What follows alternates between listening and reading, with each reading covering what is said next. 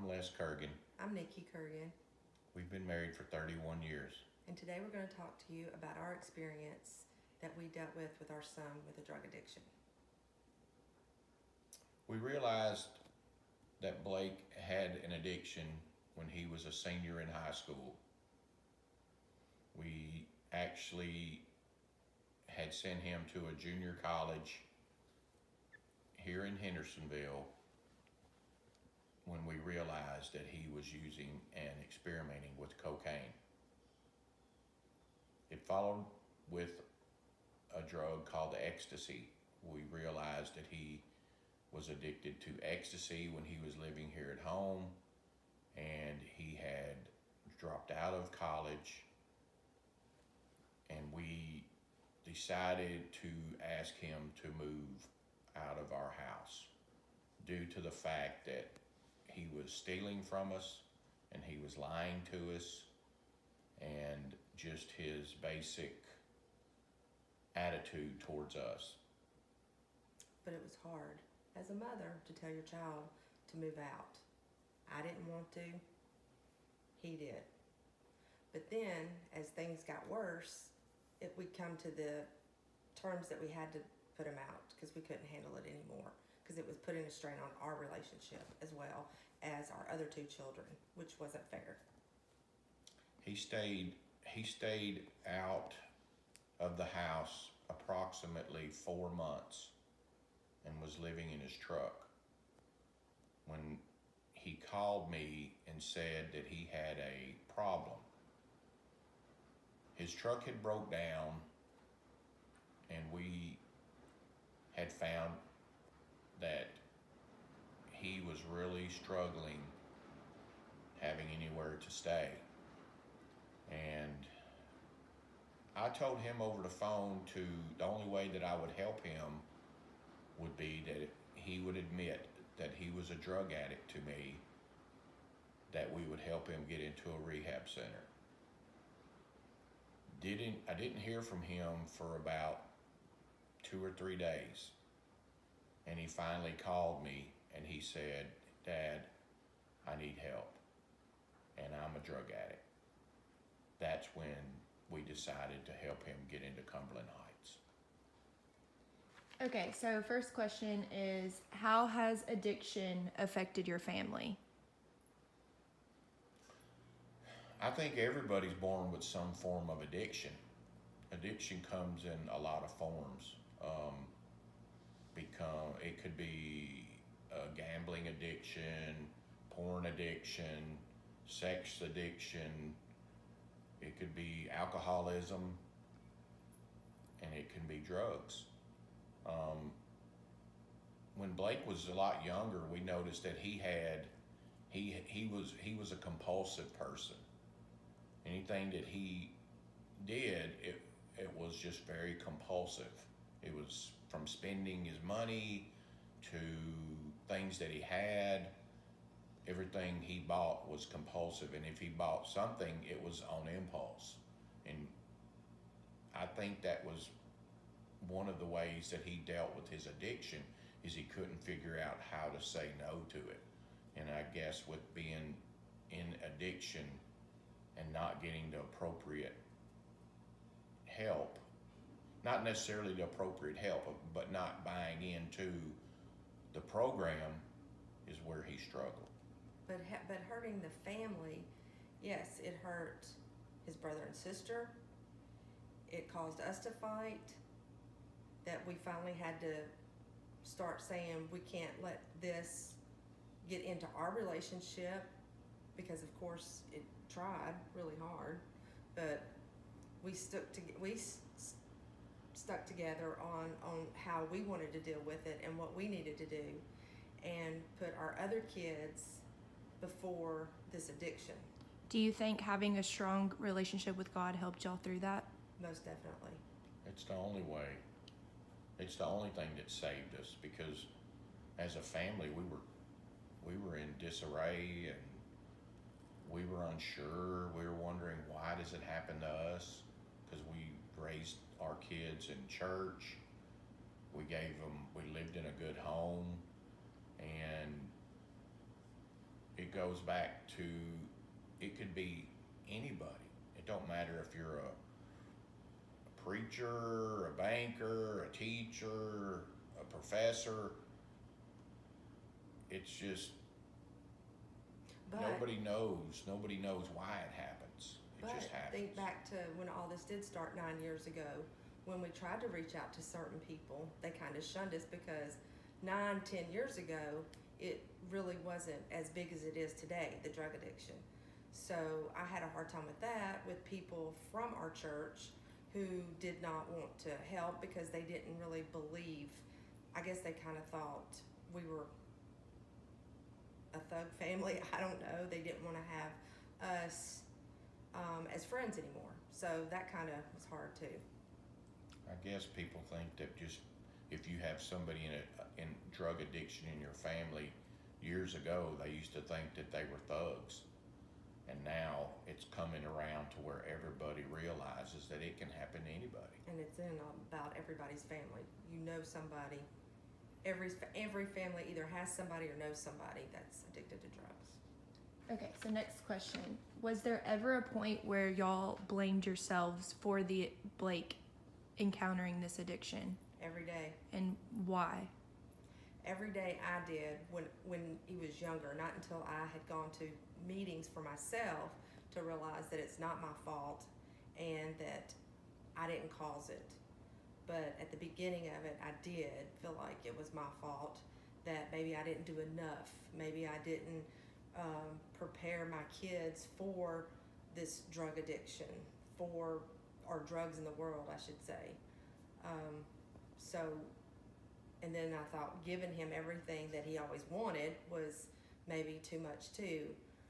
You know, it was like, hey, I need this, I need that. Okay, sure, and I would go get it. So then after all of the rehab and after us going through Al-Anon, I realized, no, it was not my fault at all. This is something that was his, and once he got the taste of it, then it became his addiction. And no, I don't feel like it anymore. I think everybody feels that it's partially their fault, and because we always want to say, what could have we done different? I don't think that God intends us to take blame for anybody's faults. That's part of your spirituality, is figuring out how to give it to God. And basically back then, my spirituality wasn't great, and I didn't want to give it to God. I wanted to be the ruler over everything and tell Blake what he needed to do and try to make him do the things that I want to do because I thought I knew the right way. But unfortunately, that's not what God wants us to do, because you can't force an addict or an alcoholic, anybody that has an addiction, into doing anything. It's got to be upon their own terms. In alcoholism, they preach that when you hit rock bottom, that's when you'll decide to make the change.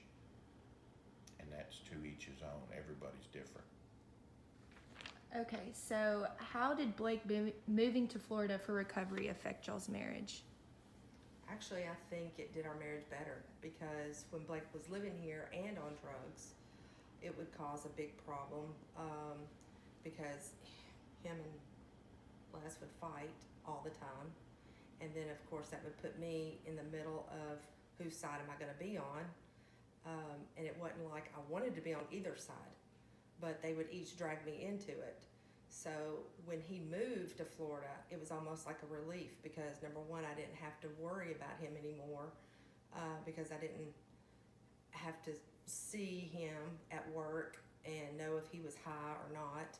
And two, when he went to Florida, he told me he had to go to get away from everything here. So that was a relief as well. And I think when he left, it brought us closer than we had been in a long time. So I think it was better of him moving. Okay. Do you have any advice for parents going through a similar tragedy or experience? You have to trust in God.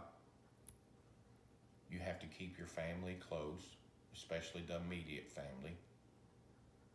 And you got to pray every day, and you got to let your family know that it's going to be okay. Luckily, Blake was saved, and he was baptized in 2017. So we knew in our heart that where he was, we knew he was in heaven.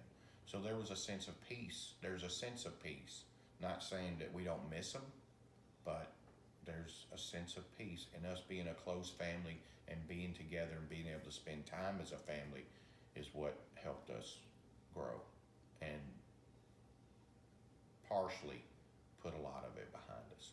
And I think too, being honest, I think honesty with all of your family about it and not trying to hide it and trying to keep open mind with everybody and communication.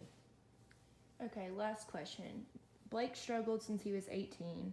Did this ever affect y'all financially with him being in out of rehabs? Of course. I mean, we basically funded everything that he did.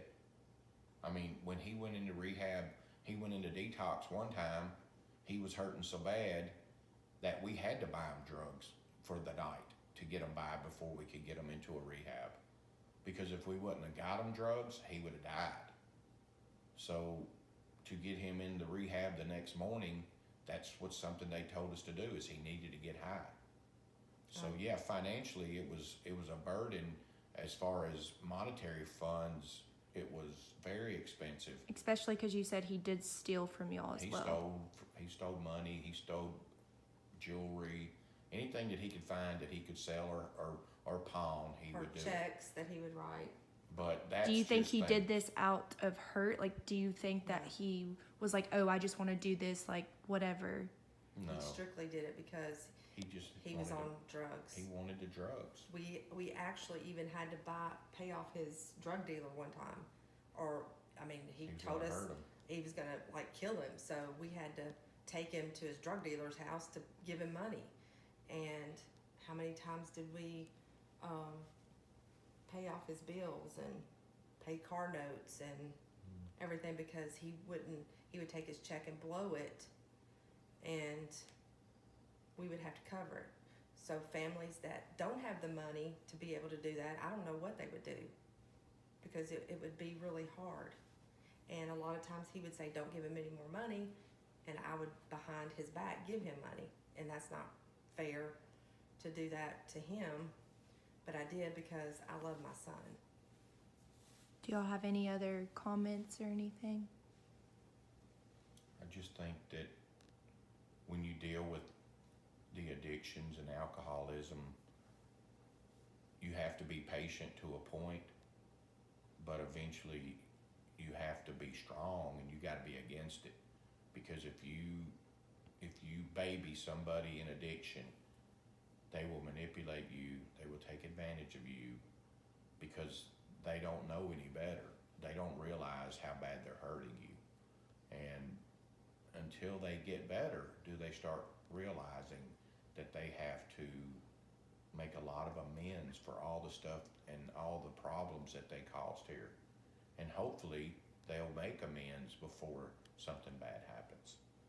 I think that parents should, number one, get involved with their kids, stay involved with their kids, ask a lot of questions, and if your child is on drugs, you need to find help for yourself.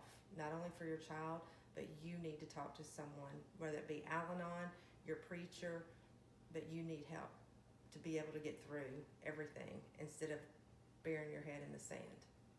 Well, thank y'all very much for letting me interview y'all. Thank you. Thank you.